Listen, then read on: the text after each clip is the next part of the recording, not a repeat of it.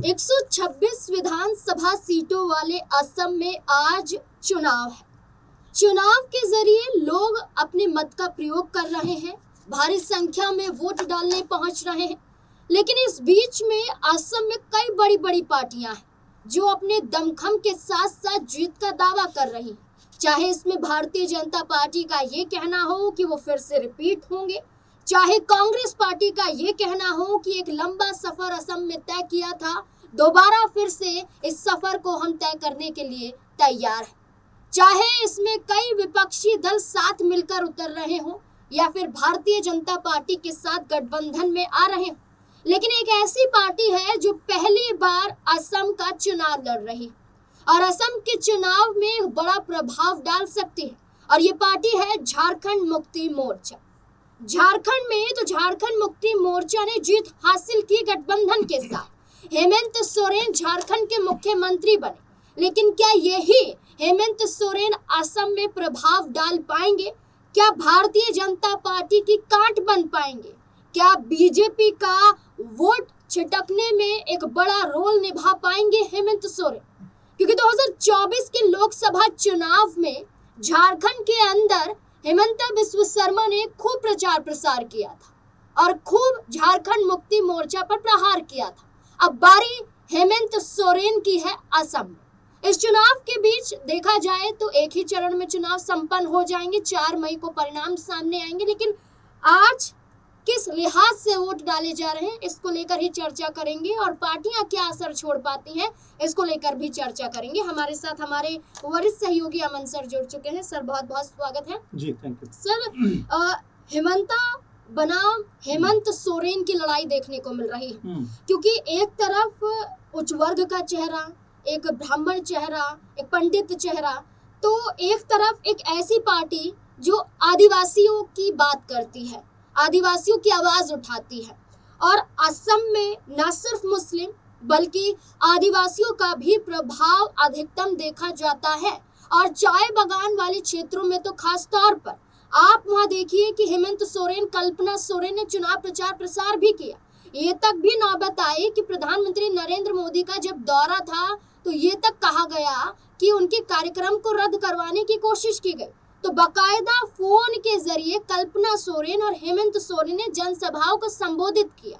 जब फोन से वो संबोधित कर रहे हैं, क्या इससे अंदाजा लगाया जा सकता है कि अच्छा खासा प्रभाव वो आदिवासियों पर छोड़ सकते हैं असम के अंदर? क्या लगता है? देखिए, बिल्कुल नाज़मीन, आज चुनाव है, जाहिर बात है कि यहाँ पर तमाम जो जनता है असम की, और उनसे हम अपील करना चाहेंगे कि अपने घरों से ज़रूर बाहर निकलें, वोट करें, क्योंकि जो मत का प्रयोग है वो सबसे ज़्यादा ज़रूरी है, ताकतवर है। इसीलिए आज का दिन है जब आप अपने लिए एक बेहतर सरकार का चुनाव कर सकते हैं, इसलिए आपको घरों से बाहर निकलना चाहिए और वोट करना चाहिए। अब जो मुद्दे की बात आपने कही है कि क्या हेमंत वर्सेस हेमंत का कोई प्रभाव असम के अंदर में पड़ता हुआ दिखाई पड़ेगा? क्या जो 126 सीटें हैं उसमें जो हेमंत सोरेन के आने से कोई प्रभाव यहाँ पर पड़ता हुआ दिखाई पड़ेगा? तो देखिए, पहली दफा ऐसा है कि हेमंत सोरेन जो है, जेएमएम जो है, वो जो असम के अंदर चुनाव लड़ती हुई दिखाई पड़ रही है, और ये तकरीबन 18-19 सीटों के ऊपर वो इस समय चुनाव लड़ रहे हैं, और आज वोटिंग भी हो रही है। तो इसमें कितना जो वोटर्स है उनकी तरफ जाता हुआ दिखाई पड़ता है, ये तो जब 4 मई को नतीजे आएंगे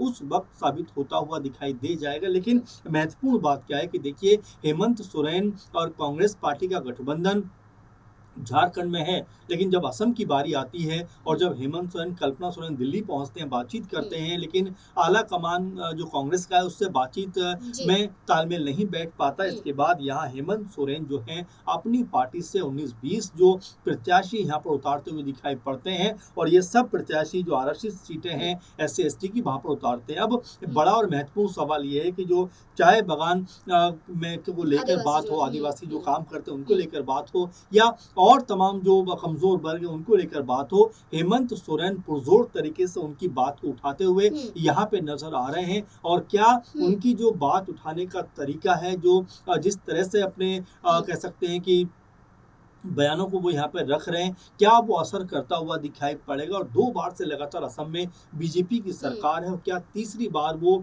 जो है बीजेपी को रोकने में कामयाब हो पाएँगे? अपने आप में बड़ा प्रश्न ये बन जाता है, क्योंकि हेमंत बिश्वा शर्मा के ऊपर भी इस बीच काफ़ी सारे आरोप लगे हैं, उनकी पत्नी पे काफ़ी सारे आरोप लगे हैं, यहाँ तक कि एफआईआर तक जो पवन खेड़ा है, कांग्रेस पार्टी के प्रवक्ता, उनके ऊपर दर्ज कराई गई है, क्योंकि उन्होंने जिस तरीके से हज़ारों करोड़ के फर्जीवाड़े की बात कही है, 3-3 पासपोर्ट होने की बात कही है, कई देशों में प्रॉपर्टी होने की बात कही है, उसको लेकर भी एक अलग तरह का माहौल असम में बना हुआ है। इन सब के बीच जबकि आज चुनाव हो रहा है, क्या कांग्रेस पार्टी के तरफ से उठाए गए ये मुद्दे कहीं असरदार साबित हो सकते हैं? और जो घुमा फिरा कर हम अगर देखें तो हेमंत सोरेन की बात करें तो क्या वो कोई प्रभाव यहाँ पर छोड़ते हुए दिखाई पड़ सकते हैं? क्योंकि कांग्रेस पार्टी का इससे पहले जो गठबंधन था वो AIUDF के साथ था, जो अजमल बदरुद्दीन की पार्टी है, लेकिन इस दफा अलग होकर चुनाव वो लड़ते हुए नजर आ रहे हैं। तो क्या कांग्रेस पार्टी को भी यहाँ पर फायदा होता हुआ दिखाई पड़ेगा? कई लोगों ने तो ये तक कहा कि हेमंत सोरेन को अगर 5-7 सीटें दे देती कांग्रेस पार्टी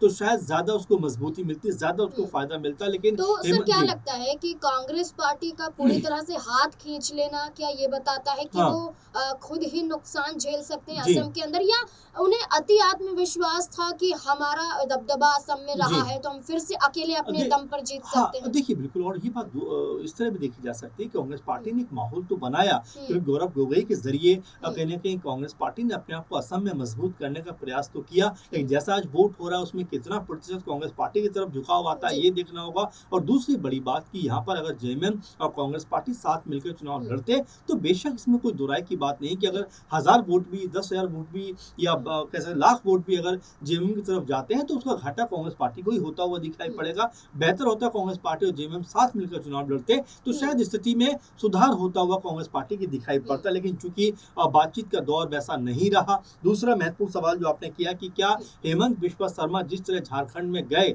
और प्रचार प्रसार किया, चाहे घुसपैठ का मुद्दा हो, चाहे हेमंत सोरेन सरकार को लेकर जो है तीखी आलोचना करना हो, लेकिन उसका फायदा बीजेपी को मिला नहीं था, बल्कि उल्टा घाटा हुआ था। आप देखेंगे बीजेपी 2000 अगर हम जो है जो 19 की बात करें तो 2019 में बीजेपी आई थिंक 26 सीटों पर थी, जो 2024 में आते आते एक तरीके से वो सीटों की संख्या उनकी घटकर मेरे ख्याल से 20 से 21 रह गई। तो ये आप समझ सकते हैं किस तरह से बीजेपी के लिए माहौल उनके मुफीद नहीं रहा। लेकिन क्या अब यहाँ पर हेमंत सोरेन कोई बड़ा फर्क डाल सकते हैं? चूंकि आदिवासी और SC/ST की बात वो करते हुए दिखाई पड़ रहे हैं, जो चाय बागानों में आदिवासी लोग काम करते हैं उनकी बात करते हुए नजर आ रहे हैं। उनको कल्पना सोरेन ने आज सुबह ही एक पोस्ट भी कर डाला और वो एक ऐसा भावुक पोस्ट था सर, जिसमें वो सिर्फ चाय बागान की ही चर्चा कर रही है, वहाँ पे रहने वाले लोगों की चर्चा कर रहे हैं कि उन्हें आज तक असम में अपनी एक पहचान नहीं मिली है और इस पहचान की लड़ाई है, और हम सिर्फ आदिवासियों के लिए राजनीतिक लिहाज से नहीं बल्कि हमारा भावनात्मक जुड़ाव भी है। तो एक भावुक पोस्ट कल्पना सोरेन के जरिए करना क्या ये दर्शाता है कि सुबह सुबह उन्होंने इस पोस्ट के माध्यम से आदिवासियों को साधने की एक भरपूर कोशिश कर डाली? जी देखिए बिल्कुल, और जाहिर बात है कल्पना सोरेन ने जो पोस्ट किया है वो कहीं ना कहीं लोगों को कनेक्ट करने के लिए है। लेकिन मैं ऐसा मानता हूँ कि अगर यहाँ पर जेएमएम 2-4-6 महीने पहले से अगर वहाँ पर मेहनत करती, उन सीटों के ऊपर फोकस करके चलती, उन सीटों के ऊपर जो प्रत्याशी उनके उतरने वाले थे अगर वो ज्यादा यहाँ पर एक्टिव दिखाई पड़ते और लगातार दौरे वहाँ पर होते हुए दिखाई पड़ते तो शायद एक माहौल जरूर जेएमएम के पक्ष में बनता। लेकिन हाँ ये कहा जा सकता है कि जो SC/ST की बात यहाँ पर उठा रहे हैं और खासकर जो चाय बागान जो होते हैं वहाँ पर जो मजदूर खासकर काम करते हैं, जो ST से आते हैं, और जाहिर बात है कि उनको भी एक पहचान दिलाने की और ST वर्ग में शामिल कराने की बात वो करती हुई दिखाई पड़ रही है, या हेमंत सोरेन भी वही बात कह रहे हैं। तो जाहिर बात है कि उसका फर्क जरूर पड़ेगा। अब ऐसे में कितना फर्क पड़ेगा, क्या यहाँ पर जेएमएम पार्टी को हासिल होगा इन चुनावों में, क्या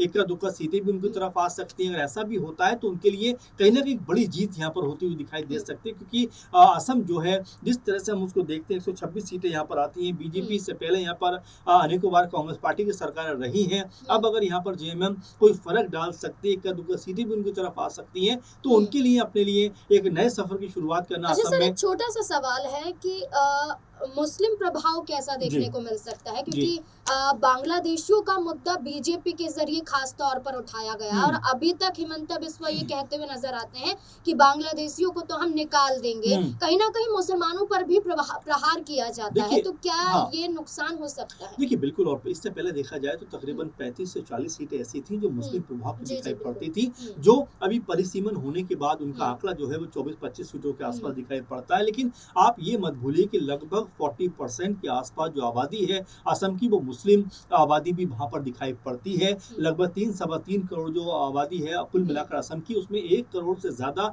जो संख्या है वो मुस्लिमों की भी है, जी इसलिए जी। उनको इस तरह से दरकिनार नहीं किया जा सकता। और जो बातें लगातार बीजेपी सरकार उठा रही थी कि भाई घुसपैठ बंद कर देंगे, वापस उनके देश भेज देंगे, तो जरा आप ये भी देखिए कि 10 साल से लगातार बीजेपी की सरकार असम के अंदर मौजूद है। कितने घुसपैठी उन्होंने वापस भेजे, कितनों की पहचान की, इसको लेकर भी डाटा जारी होना चाहिए, क्योंकि पिछले चुनाव में भी बीजेपी यही बात कर रही थी, इस चुनाव में बीजेपी यही बात कर रही है, और यही बात हर कोई मानकर चल रहा है कि देखिए सिर्फ बात करने से इस समस्या का समाधान नहीं होगा, बल्कि हार्डकोर स्टेप उठाना पड़ेगा। क्योंकि चाहे झारखंड चुनाव की बात करें, चाहे पश्चिम बंगाल की बात करें, या हम असम की बात करें, बीजेपी के नेता जो हैं वो लगातार घुसपैठ का मुद्दा उठा रहे हैं। लेकिन जब उनसे आंकड़े पूछे जाते हैं तो आप देखिए 2014 से 2024-25 तक जो संख्या है उसके अनुसार ये कहा जा रहा है कि 4 से 5 हजार के आसपास घुसपैठिए ही वापस भेजे गए। जबकि मनमोहन सरकार की बात की जाए तो जो आंकड़े निकल कर सामने आते उसके अनुसार 90,000 के आसपास जो घुसपैठिए कह सकते हैं कि बॉर्डर पार करके इस तरफ आ गए थे, उनको वापस भेजा गया, उनकी पहचान की गई। तो कुल मिलाकर जो स्थिति है वो चुनावों के आसपास बनती है, लेकिन क्या वाकई में उनको लेकर कोई सीरियस कदम उठाया जाता है, इसको लेकर अभी भी सवाल जस के तस है। लेकिन फिलहाल जो असम में चुनाव हो रहा है उसमें ये तमाम मुद्दे किस तरह का फर्क डालते हुए दिखाई पड़ेंगे, जो जनता है वो किसके पक्ष में जाती हुई दिखाई पड़ेगी, ये आज चुनाव होने के बाद और 4 तारीख को मई को जब परिणाम आएंगे उसके बाद पूरी तरीके से स्पष्ट हो जाएगा कि क्या तीसरी बार भी लगातार बीजेपी सरकार बनाएगी, या इस दफा उनकी जो सत्ता है वो उनके हाथों से फिसलती हुई दिखाई पड़ सकती है। 2015 में भारतीय जनता पार्टी का हाथ थामने वाले हिमंता बिस्वा शर्मा भारतीय जनता पार्टी के लिए एक बड़ा चेहरा बन गए, असम के मुख्यमंत्री बन गए। लेकिन क्या इस बार हिमंता अपनी सीट बचा पाएंगे, या इसमें हेमंत सोरेन कोई बड़ी बाजी मार जाएंगे? देखिए, सरकार को लेकर चर्चा तो है, लेकिन काट को लेकर भी चर्चा है। तो क्या हेमंत सोरेन बड़ा चेहरा बन सकते हैं, कल्पना सोरेन बड़ा चेहरा बन सकती हैं? आपको क्या लगता है इस पूरे मुद्दे को लेकर? अपनी राय कमेंट सेक्शन में जरूर दें।